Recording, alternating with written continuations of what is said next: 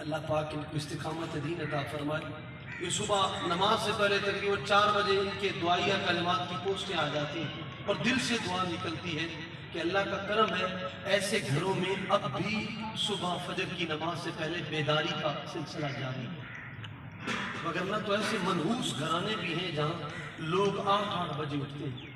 3 بجے سوتے ہیں، کیونکہ نحوست میرے آقا فرماتے جو فجر کے وقت نہ اٹھے اس کے کان میں شیطان پیشاب کرتا ہے۔ اب جس کے کان میں شیطان پیشاب کرے جتنی مرضی عزت پالے، لوگ اس کو چودھری صاحب فلانے صاحب اور گاڑی کو دیکھ کر جھکیں، عزت صرف حضور کے دین سے ہی ملتی ہے، حضور کے محبت سے ملتی ہے، اللہ اس کے حضور کے در سے ملتی ہے۔ دنیا کی زندگی کیا ہے، ملازم بھی ہو جب سائڈ پہ ہوتا وہ بھی گالیاں دے رہا ہوتا ہے، یہ عزت ہوتی ہے؟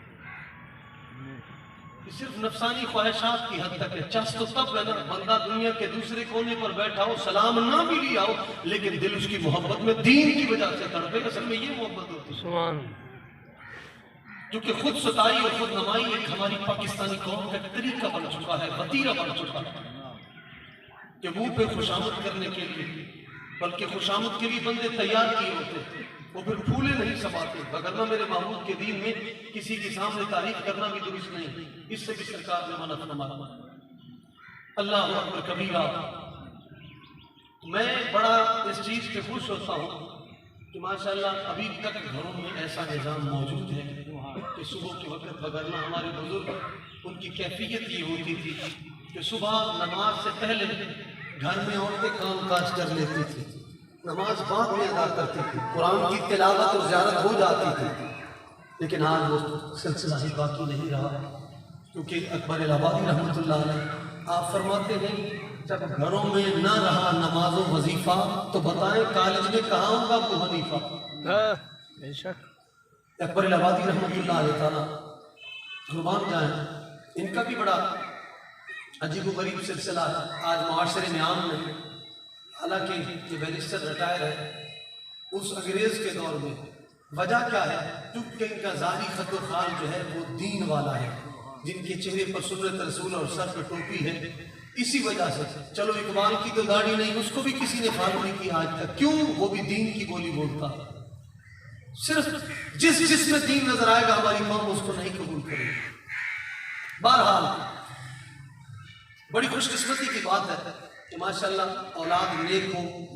تو والدین تک ایک ایک نیکی کا ثواب پہنچتا رہتا ہے، ایک ایک نیکی کا۔ اگر والد نے اولاد کو، میرے آقا فرماتے گناہ پر چھوڑا، جب تک گناہ چلتا رہے گا اس کا گناہ مرنے کے بعد تک بھی قبر میں پہنچتا رہے گا۔ اب جس طرح دور حاضر میں ماں باپ کے ایک طریقہ بن چکا ہے کہ کوئی برائی کی محفل ہو، غلیظ محفل ہو تو ماں باپ نے کبھی مذمت نہیں کی، بچوں کو تھپکی دیے، ماشاءاللہ کمال کر دیا کہ جس طرح کے ہمارے ہاں اسکولوں کالجوں میں فنکشن ہوتے ہیں، گھروں میں شادیوں پر فنکشن ہوتے ہیں، خود باپ جو ہے بیٹی کو نچوا رہا ہوتا ہے، یہ گناہ کا کام ہے، اس پر تقویت ملے گی، گناہ مرنے کے بعد تک بھی اس ابے کو پہنچتا رہے گا، کیونکہ اس نے اس پر مذمت نہیں کی۔ یہ آقا کا فرمان ہے جو گھر میں برائی دیکھ کر اسے منع نہ کرے، سرکار فرماتے ہیں وہ دیوس ہے، وہ دلال ہے۔ یہ تو گھروں کے گھر جڑے پڑے ہیں، کیوں؟ کیونکہ یہ ترقی کا دورہ چل رہا ہے۔ کیا یہ ترقی ہے کہ ایک ماں باپ بچی کو ساری زندگی ایک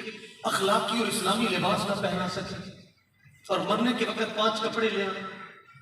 یہ مذاق نہیں میرے محبوب کے دین سے۔ یہ اسی فلسطین کے مسئلے میں نے کہ یہودی عورت جو مسلمان ہوئی تو اس کا میں نے انٹرویو سنا،